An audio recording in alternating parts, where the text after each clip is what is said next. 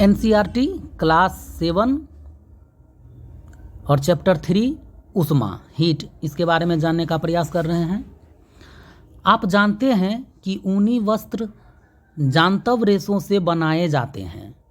आप यह भी जानते हैं कि सूती वस्त्र पादप रेशों से बनाए जाते हैं। ऊनी वस्त्र जंतु से और सूती वस्त्र पादप रेशों से बनाए जाते हैं। हम शीतकाल में ऊनी वस्त्र पहनते हैं जो हमें गर्म रखते हैं। जब मौसम गर्म होता है तब हम हल्के रंग के सूती वस्त्र पहनना पसंद करते हैं। ये हमें ठंडक का अनुभव कराते हैं। सूती वस्त्र, आप यह जानने के लिए अवश्य ही उत्सुक होंगे कि किसी विशेष ऋतु के लिए विशेष प्रकार के वस्त्र ही क्यों उपयुक्त होते हैं। ये सारणी दिया हुआ है 3.1 गर्म तथा ठंडी वस्तुएं। एक तरफ वस्तु है, दूसरी तरफ ठंडा, शीतल और गुनगुना गर्म। तो आइसक्रीम कैसा है तो ठंडा है। चाय के प्याले में रखी चम्मच कैसा होगा तो वो भी गर्म होगा। फलों का रस गुनगुना गर्म होगा।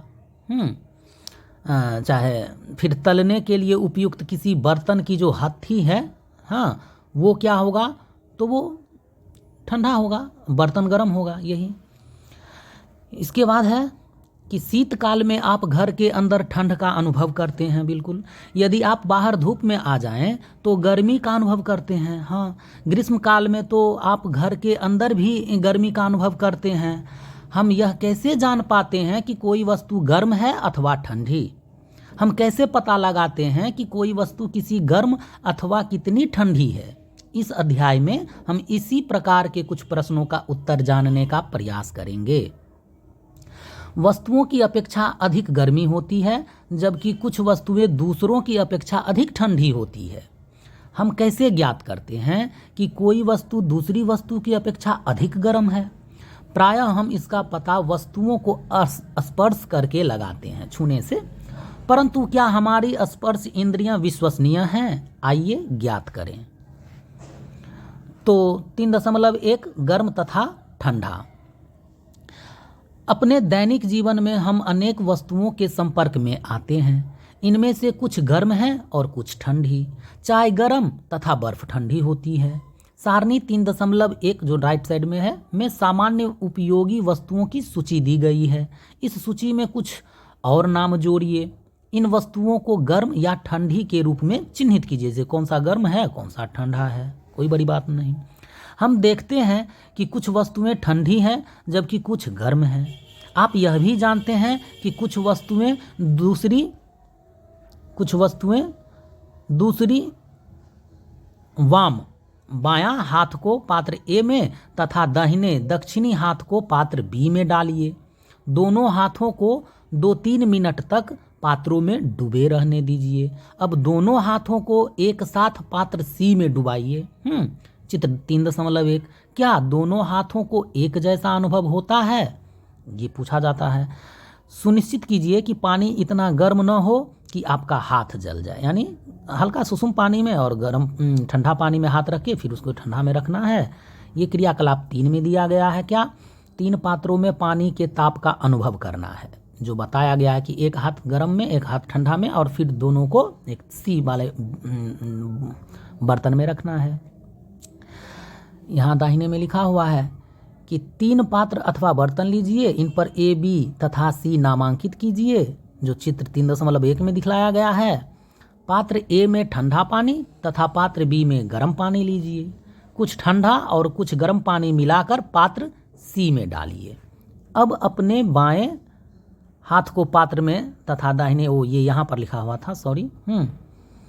फिर इसमें देखते हैं कि डॉक्टरी थर्मामीटर कैसा है। ये इस प्रकार का थर्मामीटर है जो बुखार को मापने में काम आता है। ये लड़का कुछ सोच रहा है कि बूझो कहता है। क्या कहता है कि मेरा बायां हाथ कहता है कि मग सी में पानी गर्म है। हाँ, सी में जो बर्तन में है वो पानी गर्म है, तथा दाहिना हाथ उसी पानी को ठंडा बताता है। मैं क्या निष्कर्ष करूं? है ना। बूझों की उलझन यह दर्शाती है कि यह निश्चित करने के लिए कि कोई वस्तु गर्म है या ठंडी हम अपनी स्पर्श इंद्रियां पर विश्वास नहीं कर सकते। यह हमें कभी भी धोखा दे सकती है। तब हम यह कैसे ज्ञात करते हैं कि कोई वस्तु वास्तव में कितनी गर्म है? किसी वस्तु की उष्णता, गर्मी की विश्वसनीयता माप उसके ताप से की जाती है। ताप मापने के लिए उपयोग की जाने वाली युक्ति को तापमापी या थर्मामीटर कहते हैं। थर्मामीटर के बारे में दिया हुआ है। फिर आगे दाहिने साइड में है कि डॉक्टरी थर्मामीटर में एक लंबी, बारीक तथा एक समान व्यास की कांच की नली होती है।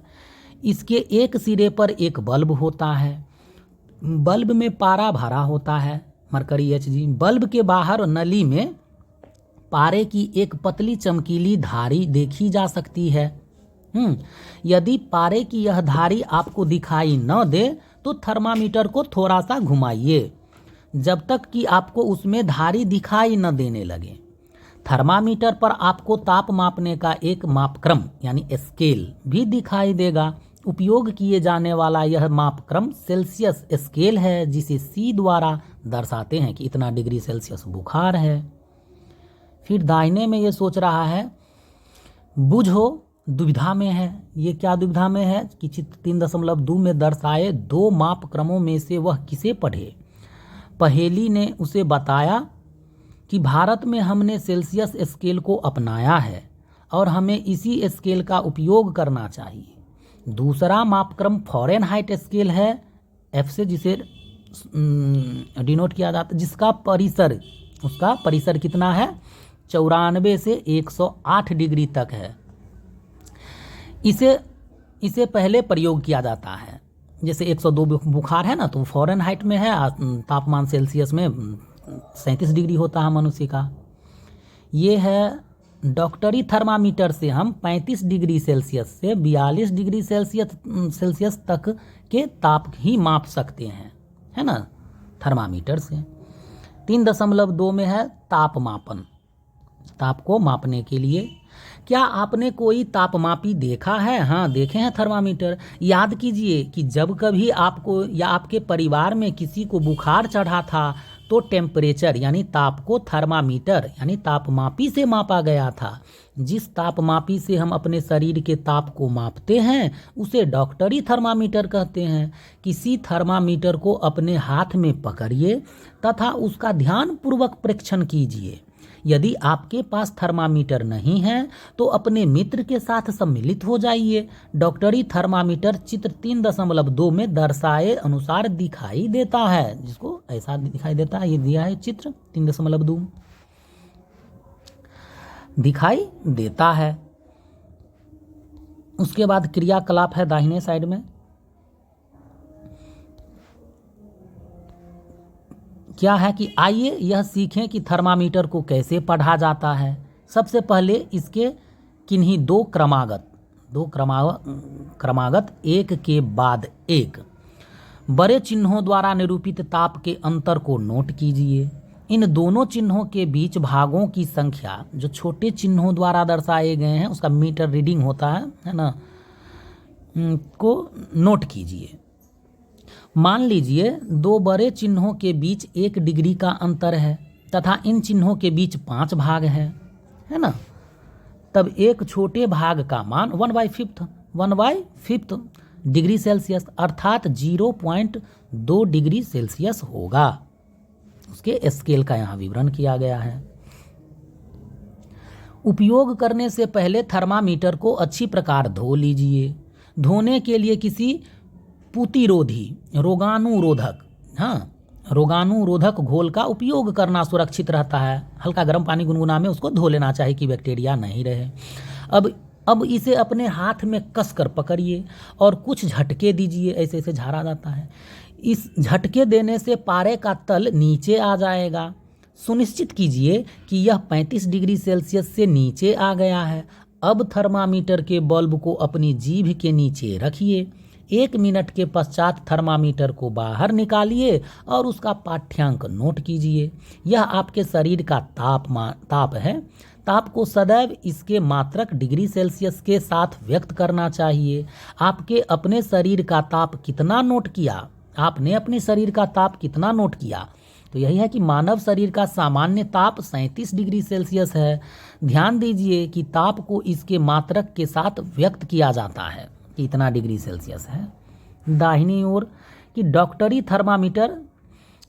थर्मामीटर का उपयोग करने के लिए आवश्यक सावधानियां। क्या क्या सावधानियां हैं 5-6 पॉइंट में दिया हुआ है, उसको पढ़ लेते हैं। कि थर्मामीटर को उपयोग से पहले और उपयोग के पश्चात धोना चाहिए।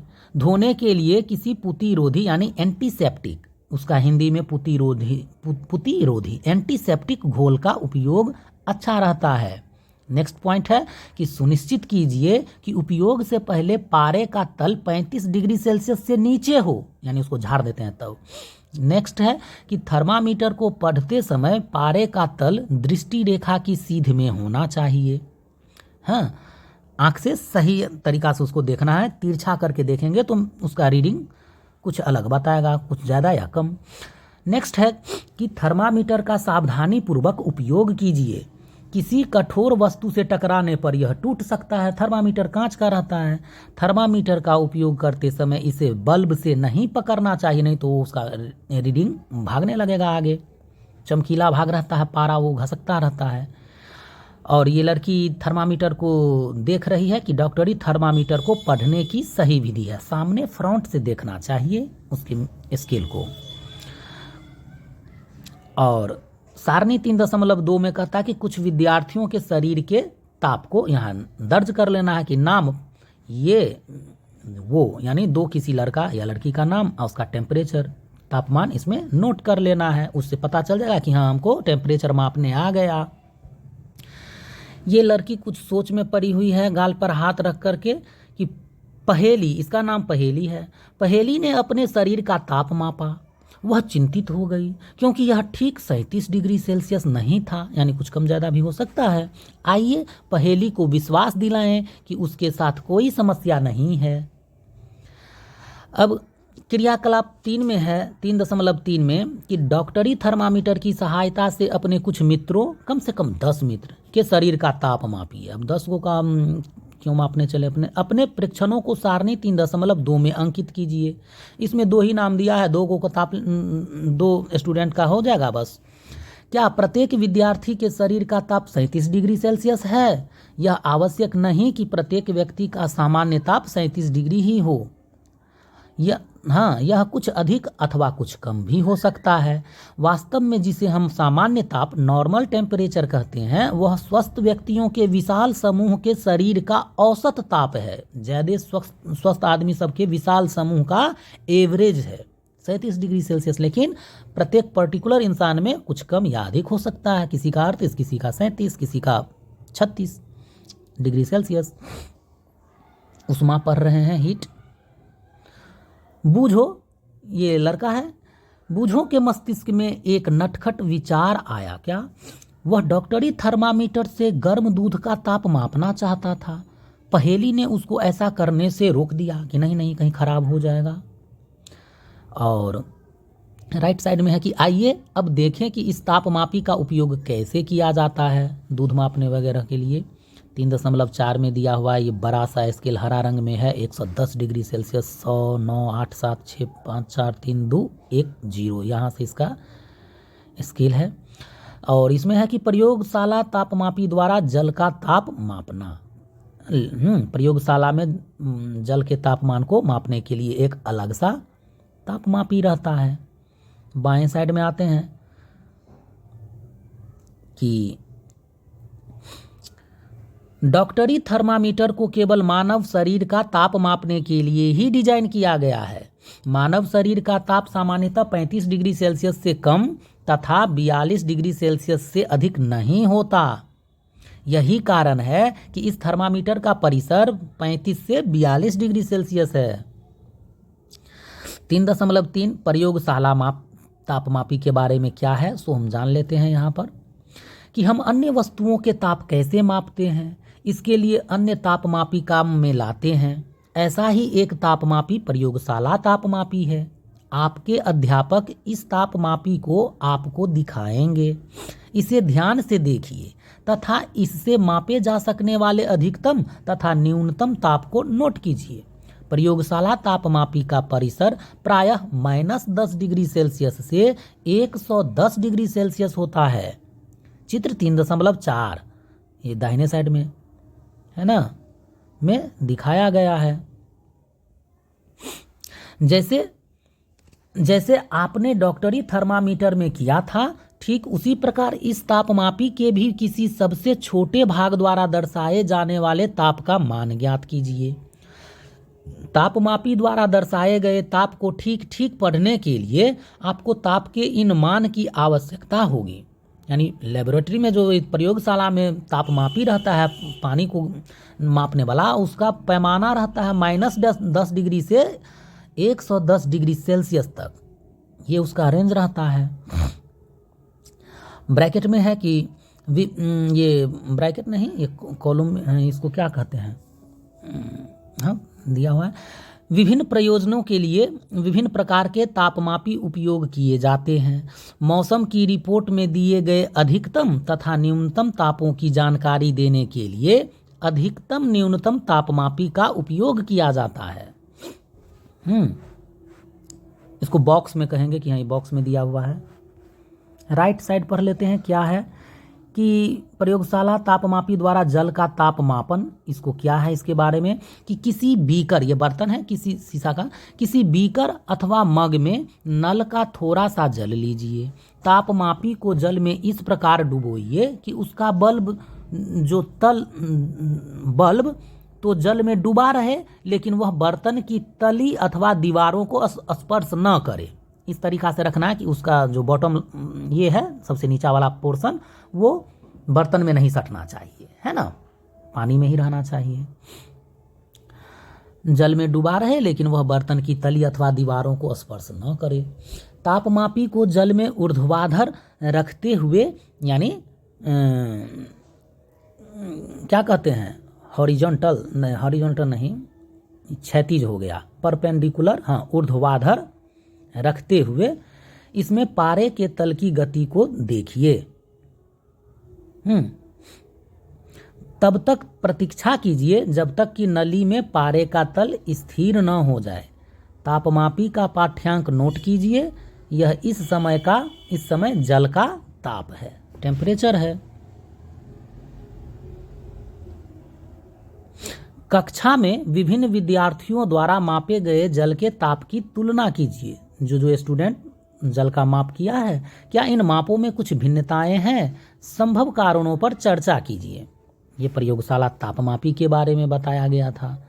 और इसके बारे में और जानकारी प्राप्त करने के लिए इसमें लिखा हुआ है कि प्रयोगशाला तापमापी का उपयोग करते समय डॉक्टरी थर्मामीटर का पाठ्यांक लेते समय बरती जाने वाली सभी सावधानियों के अतिरिक्त निम्नलिखित सावधानी भी बरती जानी चाहिए। ये 2 पॉइंट क्या कि तापमापी को ऊर्ध्वाधर रखना चाहिए, एकदम सीधा, है ना, पानी में, तिरछा नहीं, तिरछा रखेंगे तो उसका रीडिंग अच्छा नहीं आएगा। तथा तापमापी का बल्ब चारों ओर से उस पदार्थ से घिरा होना चाहिए जिसका ताप मापना है। बल्ब बर्तन की दीवारों से नहीं छूना चाहिए, तब अच्छा रीडिंग आएगा, सही रीडिंग आएगा। और ये बूझो को अब समझ में आ गया है कि उच्च तापों को मापने के लिए डॉक्टरी थर्मामीटर का उपयोग क्यों नहीं करना चाहिए, लेकिन वह अब भी उलझन में है कि क्या प्रयोगशाला तापमापी द्वारा उसके शरीर का ताप मापा जा सकता है। वो तो ज़्यादा टेम्परेचर को माप सकता है, तो क्या बॉडी टेम्परेचर को माप सकता है, ये सोच रहा है। आप प्रयोगशाला तापमापी को अपने शरीर का ताप मापने के लिए उपयोग कर सकते हैं। स्पष्ट है कि प्रयोगशाला तापमापी का उपयोग इस प्रयोजन के लिए सुविधाजनक नहीं है। डॉक्टरी थर्मामीटर को मुंह से बाहर निकाल लेने पर पारे का तल नीचे या ऊपर क्यों नहीं जाता? किसी डॉक्टरी थर्मामीटर का फिर से परीक्षण कीजिए। क्या आप बल्ब के पास कोई विभंग यानी किंक देखते हैं? चित्र 3.6 में दिखलाया गया है इस किंक को। विभंग जो है बल्ब के पास ये दिखाई दे रहा है। डॉक्टरी थर्मामीटर में एक विभंग होता है ना। विभंग का क्या लाभ है? यह पारे के तल को अपने आप नीचे गिरने से रोकता है ना, रोकता है।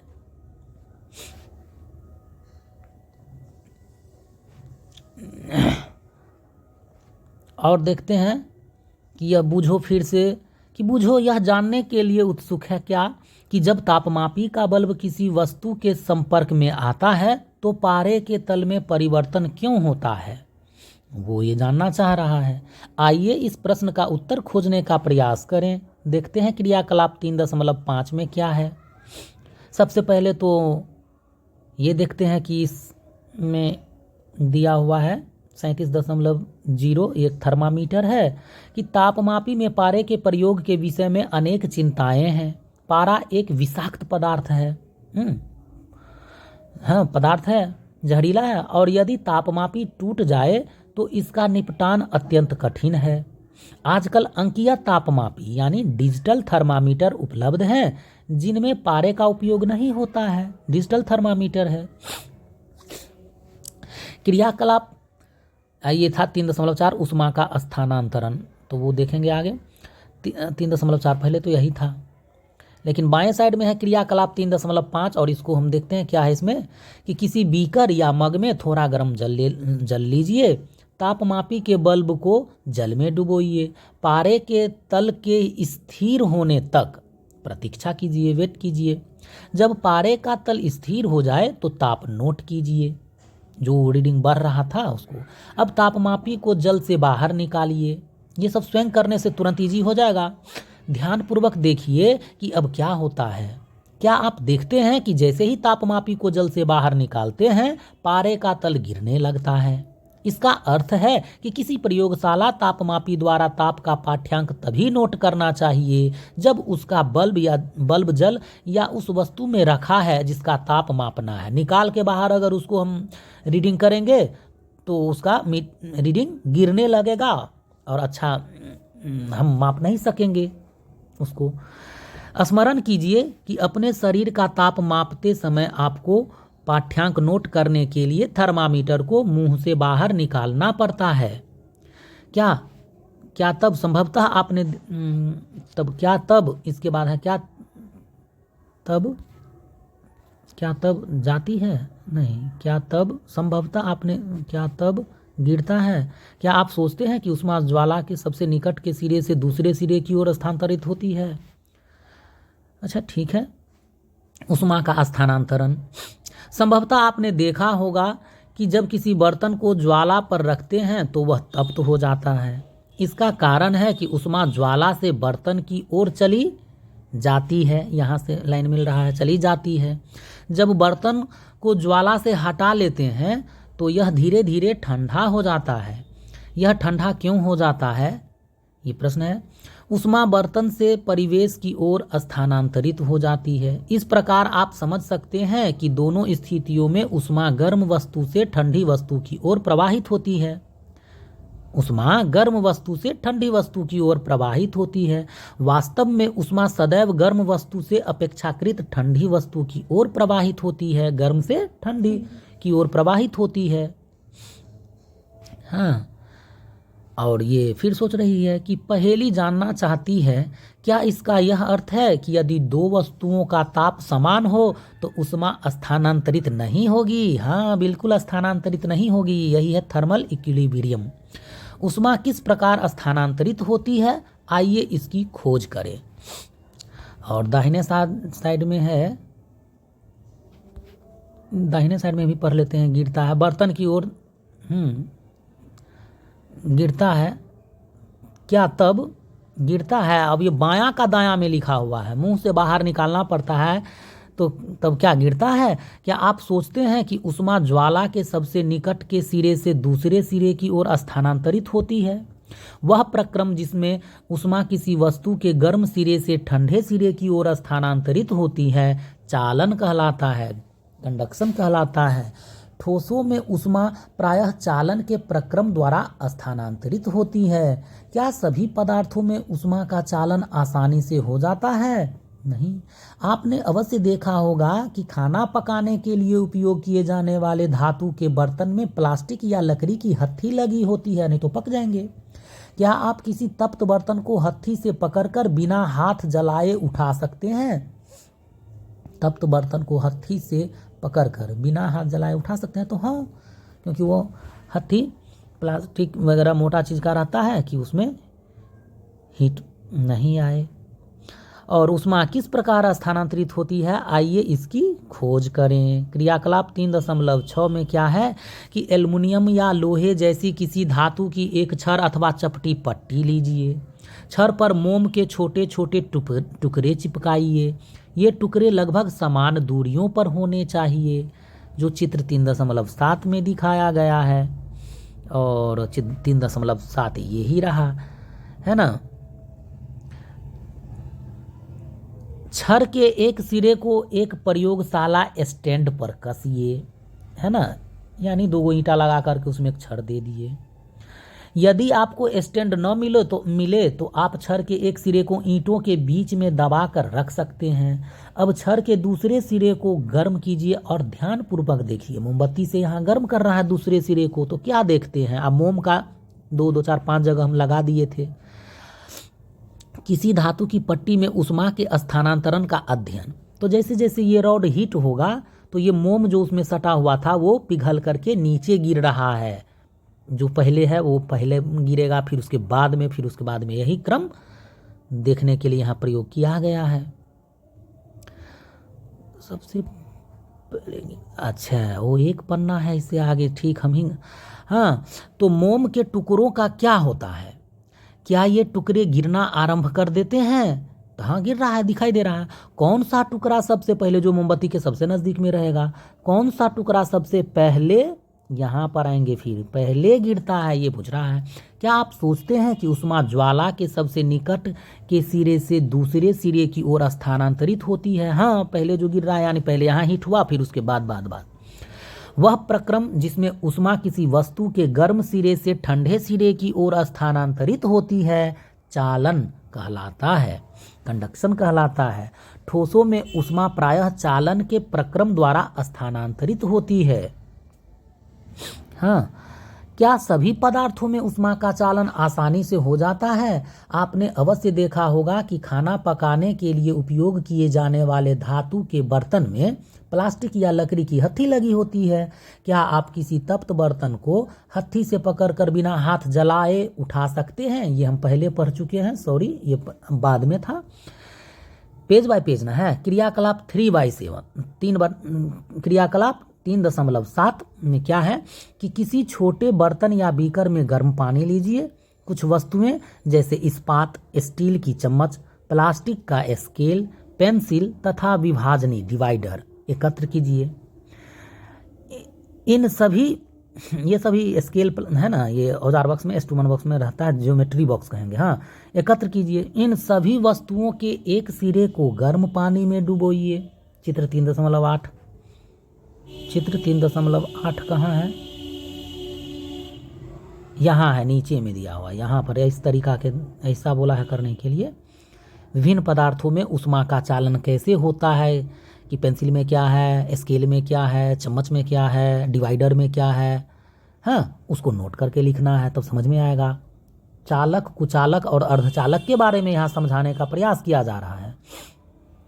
और हाँ, सिरे को गर्म पानी में डुबे, जो 3.8। कुछ देर प्रतीक्षा करने के पश्चात दूसरे सिरे को छू कर देखिए। अपने प्रेक्षणों को सारणी 3.3 में लिखिए और ऐसा एक टेबल बना लेंगे, उसमें लिखना है कि वस्तु एक तरफ उसका नाम है, स्टील की चम्मच है, ये स्केल है, डिवाइडर है, और पदार्थ जिसकी वस्तु बनी हुई है, किस चीज़ की बनी हुई है, स्केल प्लास्टिक का है, डिवाइडर स्टील का है या लोहा का है। हाँ, और यही, और क्या था उसमें, और पेंसिल लकड़ी का है।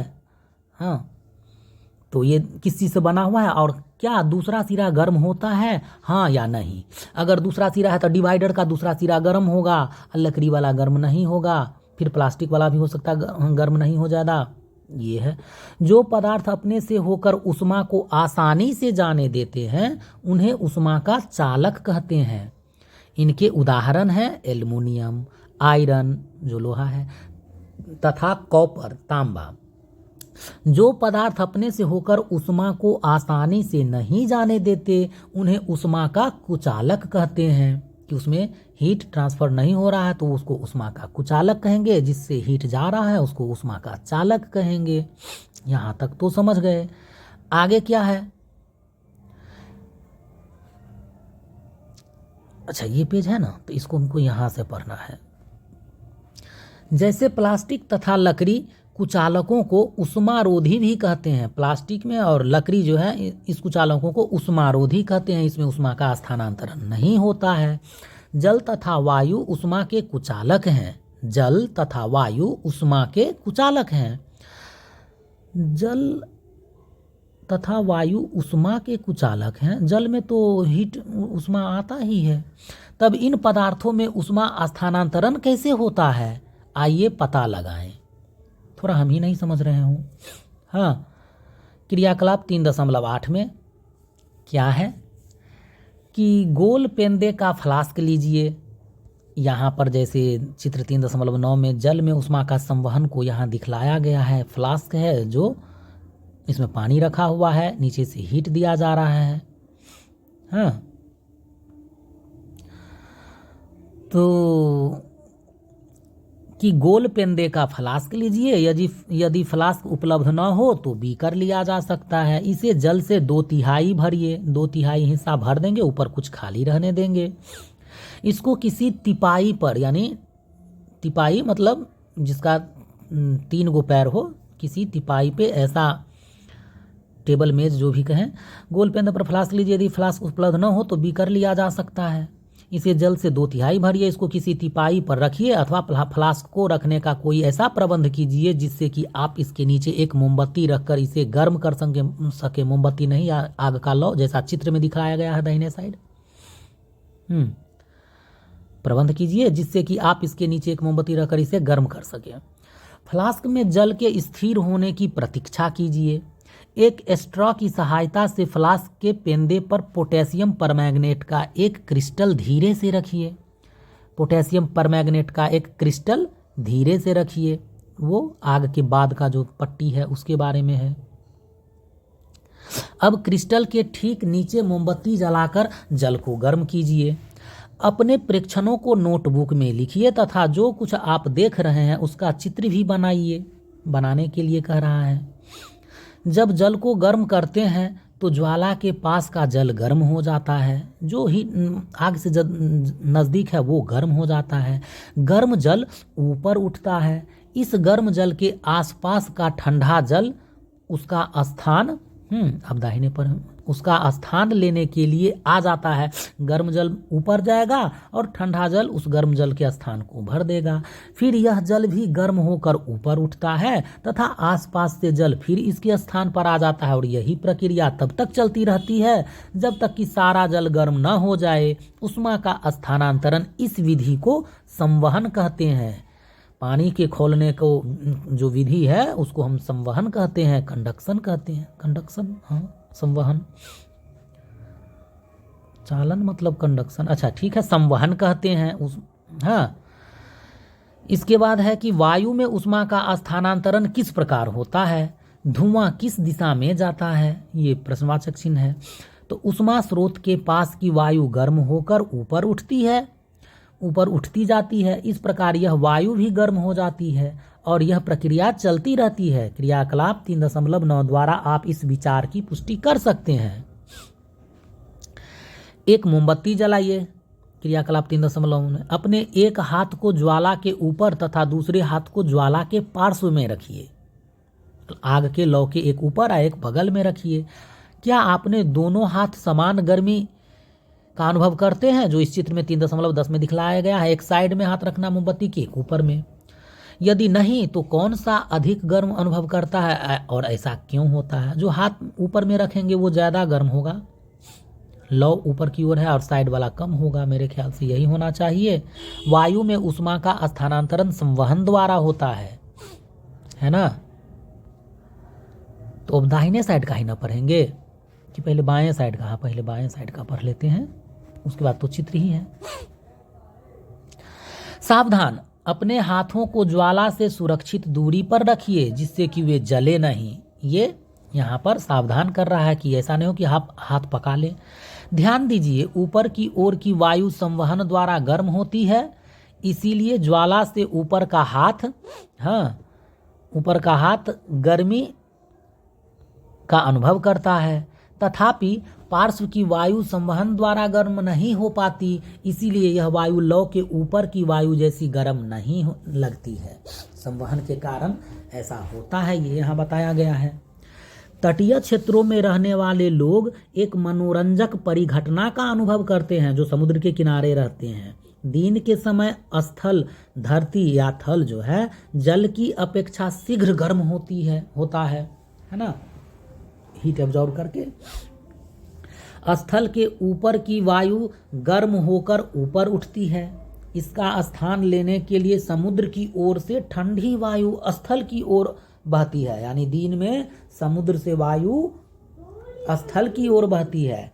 चक्र को पूरा करने के लिए स्थल की ओर से गर्म वायु समुद्र की ओर बह जाती है। ठंडा जल समुद्र से आया और गर्म जल समुद्र की ओर बह जाती है, जो चित्र 3.11 में दिखाया गया है। देख लेते हैं उस चित्र को भी। समुद्र की ओर से आने वाली वायु को समुद्र समीर कहते हैं, समुद्री समीर कहते हैं। समुद्र समीर की ठंडी वायु का लाभ उठाने के लिए तटीय क्षेत्रों के भवनों में खिड़कियां समुद्र की ओर बनाई जाती है। खिड़की समुद्र की ओर की, उधर से हवा आएगा। रात्रि में यह प्रक्रम ठीक विपरीत हो जाता है, ज्योग्राफी का टर्म है। रात्रि में यह प्रक्रम ठीक विपरीत हो जाता है। जो दिन में हवा समुद्र से ठंडा आ रहा था, अब वो गर्म आएगा। क्या? समुद्र का जल स्थल की अपेक्षा धीमी गति से ठंडा होता है। समुद्र का जो जल है सो स्थल की अपेक्षा धीमी गति से ठंडा होता है, इसीलिए स्थल की ओर से ठंडी वायु समुद्र की ओर बहती है। इसमें दिखाया गया है ये चित्र कि समुद्र समीर है, जो कि समुद्र से एरो का निशान दिया हुआ है कि घर की ओर बह रहा है। कब? दिन में सूर्य का चित्र दिया हुआ है। और दाहिने साइड जो थल समीर है, यानी जमीन से जो वायु है वो समुद्र की ओर जा रहा है। कब? तो रात में। अंधेरा है यहाँ दिखा हुआ है ना, कि यही घर कितना अच्छा दिन में दिख रहा है, रात में अंधेरा काला दिखाई दे रहा है। ऊपर में आसमान में तारे हैं। और ये इसके बाद देखते हैं कि समुद्र समीर तथा जल समीर के बारे में बताया गया है कि ठंडा समीर जो है दिखाया गया है ब्लू से, गर्म लाल से दिखाया गया है। ये दिन में होता है। और रात में जो घटना है सो गर्म हवा और ये ठंडा हवा, जो कि ठंडा हवा स्थल से समुद्र की ओर जा रही है, यही दिखाया गया है। इसके बाद आगे बढ़ते हैं क्या कि यह थल समीर कहलाती है। चित्र 3.11 इस परिघटना को दर्शाता है। जब हम धूप में खड़े होते हैं तो हम गर्माहट अनुभव करते हैं। सूर्य से हम तक उष्मा कैसे पहुंचती है? यह चालन अथवा संवहन द्वारा हम तक नहीं पहुंच सकती, क्योंकि इन दोनों प्रक्रमों में उष्मा स्थानांतरण के लिए माध्यम आवश्यक है, मीडियम चाहिए। चूँकि पृथ्वी तथा सूर्य के बीच के अधिकांश स्थान में कोई माध्यम जैसे वायु नहीं है। सूर्य से और पृथ्वी के बीच में बहुत स्पेस में कोई माध्यम हवा है ही नहीं, वायु नहीं है। अतः सूर्य से हम तक उष्मा एक अन्य प्रक्रम द्वारा आती है, जिसे विकिरण कहते हैं, रेडिएशन कहते हैं। इसके माध्यम से आता है, मीडियम नहीं होने के बावजूद। विकिरण द्वारा उष्मा के स्थानांतरण में किसी माध्यम जैसे वायु अथवा जल की आवश्यकता नहीं होती। विकिरण में जल और वायु का जरूरत नहीं है। माध्यम विद्यमान हो या न हो, विकिरण द्वारा उष्मा का स्थानांतरण हो सकता है।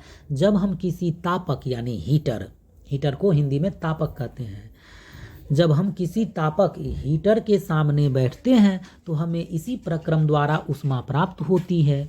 ज्वाला से हटाकर रखा कोई गर्म बर्तन ठंडा होते समय अपनी कुछ उष्मा को विकिरण द्वारा ही परिवेश को स्थानांतरित करता है। हमारा शरीर विकिरण द्वारा ही परिवेश को उष्मा देता है तथा उससे उष्मा ग्रहण करता है। ये विकिरण का यहाँ पर दिखाया गया था।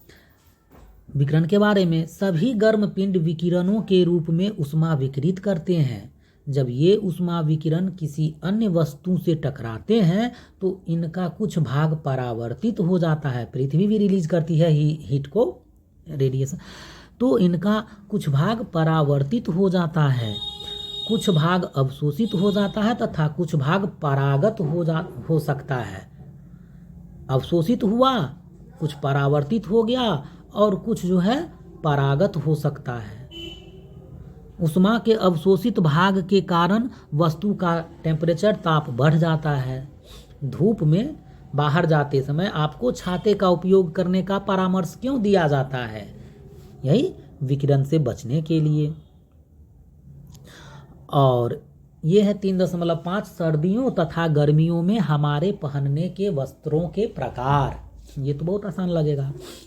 आप जानते हैं कि गर्मियों में हम हल्के रंग के वस्त्रों को वरीयता देते हैं तथा सर्दियों में हम गहरे रंग के कपड़े पहनना पसंद करते हैं। ऐसा क्यों करते हैं? आइए इसका पता लगाते हैं। व्हाइट शर्ट गर्मी में पहनना चाहिए, वो रिफ्लेक्ट कर देता है लाइट को, कम गर्मी लगता है। और जाड़ा में काला कपड़ा पहनना चाहिए कि वो लाइट को एब्जॉर्ब करता है, अवशोषित करके शरीर को तुरंत गर्मा देता है। बस यही बात है। दाहिने पन्ना में आते हैं और क्रियाकलाप 3.10 में क्या है? क्रियाकलाप 3.10 वो यहाँ पर था। वायु में उष्मा का स्थानांतरण संवहन द्वारा होता है। इस बात को नोट कर लेना है दिमाग में। क्रियाकलाप 3.1 ये दूसरा क्रियाकलाप है। वो पिक्चर था कि टीन के एक जैसे 2 डिब्बे लीजिए। मान लिया कि ले लिए टीन का 2 डिब्बा। इनमें से एक के बाहरी पृष्ठ को काला तथा दूसरे के बाहरी पृष्ठ को सफ़ेद श्वेत पेंट से पेंट कर देंगे। ये बायां साइड में काला और दायां साइड में व्हाइट को काला, तथा इसीलिए हर बर्तन का नीचे पेंदी काला रहता है कि जल्दी खाना पक जाए, गर्म हो जाए।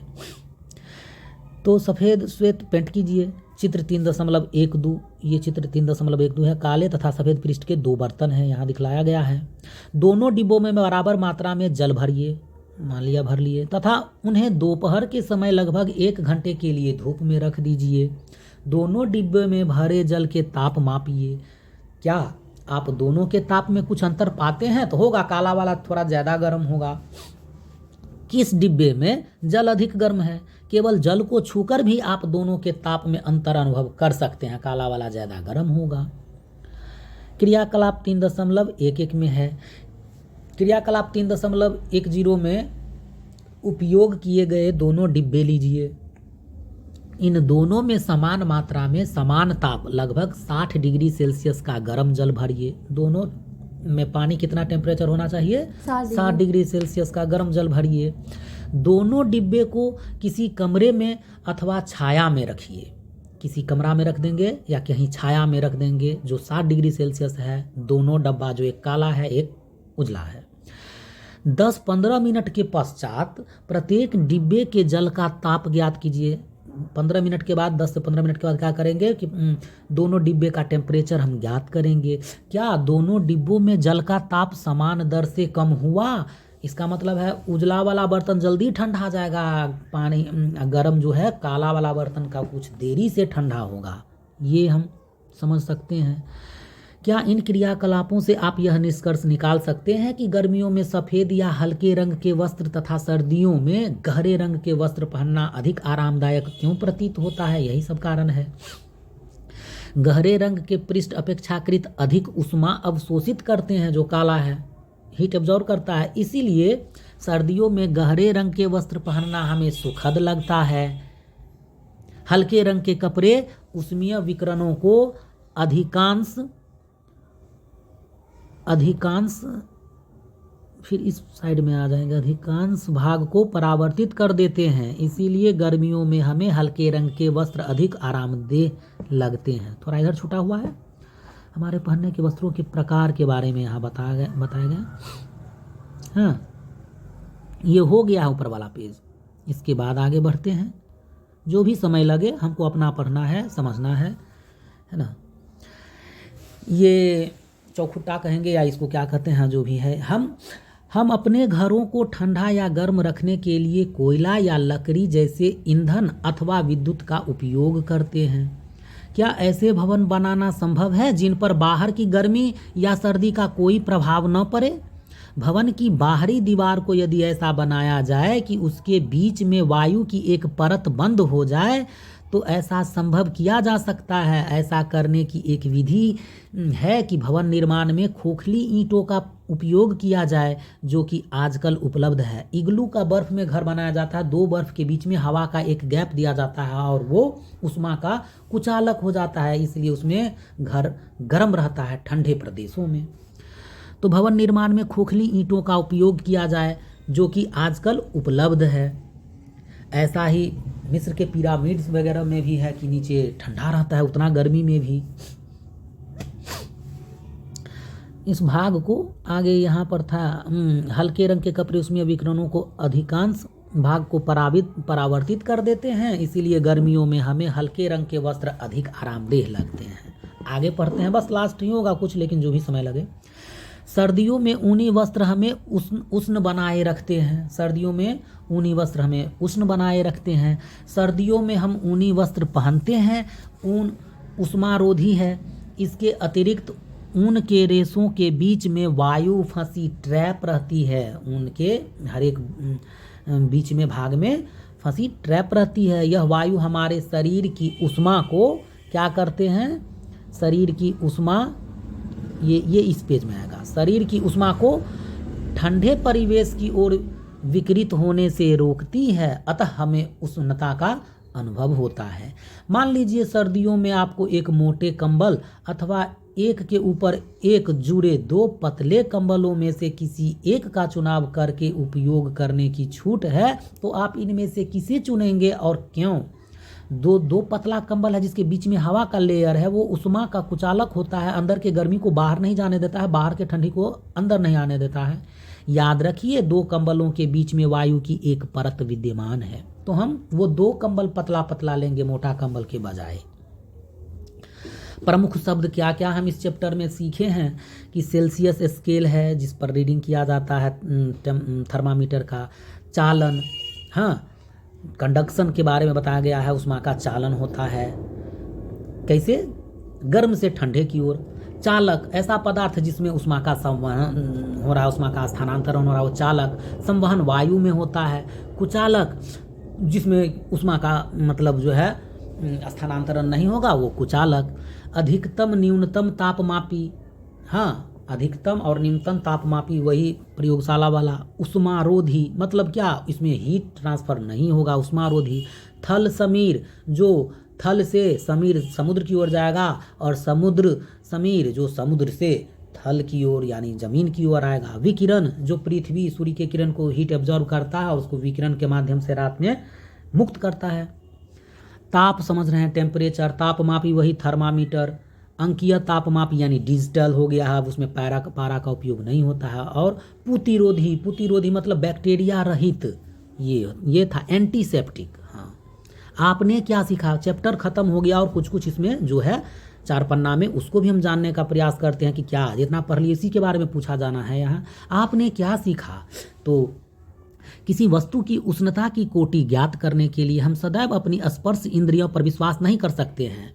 मान लिया जाए गर्म पानी में हाथ रखे हुए हैं और ठंडा में देंगे तो पानी ठंडा लगेगा, लेकिन ये थोड़ा अंतर हो जाता है। अगर ठंडा में हाथ में रखे हुए हैं, ठंडा पानी में हाथ, और गर्म पानी में देंगे तो वो गर्म लगेगा। और लेकिन उस जो स्पर्श इंद्री का सही पैमाना नहीं हो सकता है, टाइम के साथ चाहे वो टेम्परेचर के अनुसार वो बदल सकता है। एक अनुभव कर सकते हैं विथ रिस्पेक्ट टू उसके संदर्भ में। किसी वस्तु की उष्णता की कोटि ज्ञात करने के लिए हम सदैव अपनी स्पर्श इंद्रियां पर विश्वास नहीं कर सकते। ताप किसी वस्तु की उष्णता की कोटि की माप है। हाँ, तापमापी वह युक्ति है जिससे ताप मापा जाता है। डॉक्टरी थर्मामीटर का उपयोग शरीर का ताप मापने के लिए किया जाता है। इस थर्मामीटर का परिसर कितना होता है? 35 डिग्री सेल्सियस से 42 डिग्री सेल्सियस होता है। अन्य प्रयोजनों के लिए हम प्रयोगशाला तापमापी का उपयोग करते हैं। इन तापमापियों का परिसर प्रायः -10 डिग्री सेल्सियस से 110 डिग्री सेल्सियस तक होता है, जो कि हम प्रीवियस मतलब इससे पहले चैप्टर में पढ़ चुके हैं। मानव शरीर का सामान्य ताप 37 डिग्री सेल्सियस है। इस सबको रिपीट किया जाता है कि ये कम से कम इतना सीख तो गए हम इस चैप्टर से। उष्मा उच्च ताप के पिंड से निम्न ताप के पिंड की ओर स्थानांतरित होती है, ये भी जानते हैं। एक वस्तु से दूसरी वस्तु में उष्मा 3 प्रक्रमों द्वारा स्थानांतरित हो सकती हैं। ये है चालन, संवहन तथा विकिरण। ये 3 मीडियम के माध्यम से हीट ट्रांसफर होता है। ठोसों में प्रायः ऊष्मा चालन द्वारा स्थानांतरित होती है, द्रवों तथा गैसों में ऊष्मा संवहन द्वारा स्थानांतरित होती है, और विकिरण जहां हवा भी नहीं है, विकिरण द्वारा ऊष्मा के स्थानांतरण के लिए किसी मीडियम की आवश्यकता नहीं होती है स्पेस में, जो सूर्य का किरण आता है। ये 3 चीज स्पष्ट हो गया। जो पदार्थ अपने से होकर ऊष्मा को आसानी से प्रवाहित होने देते हैं उन्हें ऊष्मा का चालक कहते हैं। गहरे रंग की वस्तुएं हल्के रंग की वस्तुओं की अपेक्षा ऊष्मीय विकिरणों की अच्छी अवशोषक होती है।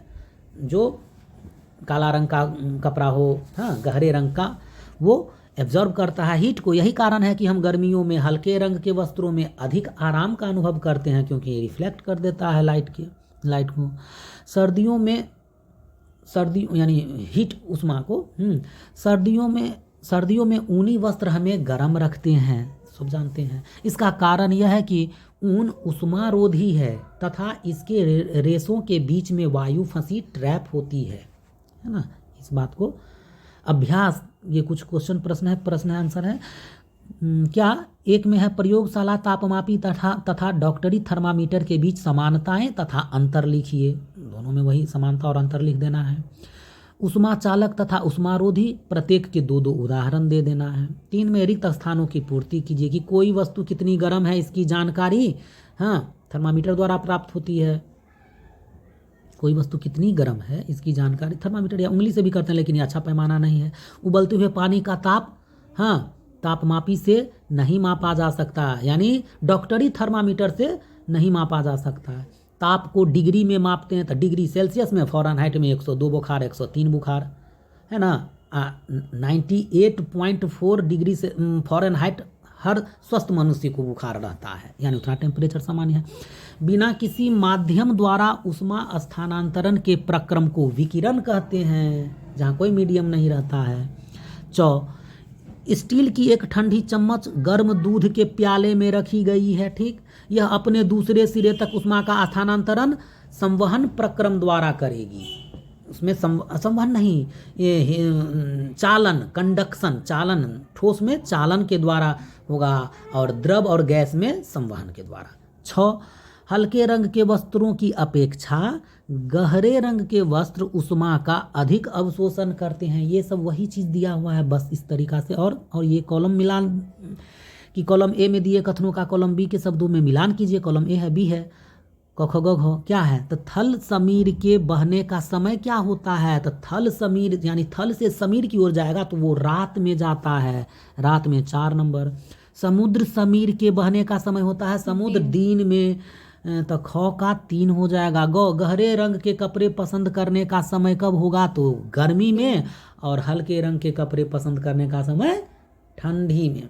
हल्के रंग के रंग का गर्मी अच्छा में। ठीक गहरे रंग के कपड़े पसंद करने का समय कब होगा, तो ठंडी में, और हल्का यानी उजला वस्त्र जो पहनेंगे, हल्के रंग के कपड़े पहनने का जो समय अथी रहेगा, सीजन रहेगा, वो सर्दियों में। ये हो गया। 5वां है कि सर्दियों में एक मोटा वस्त्र पहनने के तुलना में उसी मोटाई का कई परतों का बना वस्त्र अधिक उष्णता क्यों प्रदान करता है, क्योंकि वो वायु का कुचालक होता है। व्याख्या कीजिए, इसी के बारे में लिखना है। और 6 है, चित्र 3.13 को देखिए, अंकित कीजिए कि कहाँ कहाँ चालन, संवहन तथा विकिरण द्वारा ऊष्मा स्थानांतरित हो रही है। ये वैसा ही चित्र दिया हुआ है। 7 में है, गर्म जलवायु के स्थानों पर यह परामर्श दिया जाता है कि घरों की बाहरी दीवारों पर श्वेत सफ़ेद पेंट किया जाए। व्याख्या कीजिए। जहाँ गर्म है वहाँ पर रूम को व्हाइट कलर से देना चाहिए कि सूर्य का किरण को परावर्तित करे, घर थोड़ा ठंडा रहे, उतना गर्म नहीं हो। 8 में है, 30 डिग्री सेल्सियस के 1 लीटर जल को 50 डिग्री सेल्सियस के 1 लीटर जल के साथ मिलाया गया मिश्रण का ताप क्या होगा। यानी 30 डिग्री सेल्सियस है जल और 50 डिग्री सेल्सियस के 1 लीटर जल के साथ अगर मिलाया जाता है तो 80 डिग्री सेल्सियस नहीं होगा। 50 डिग्री सेल्सियस से 30 डिग्री सेल्सियस में आएगा तो 10 डिग्री सेल्सियस आ जाएगा इस 30 में, तो ये 40 हो जाएगा, और वो 50 घट के 40 डिग्री सेल्सियस हो जाएगा।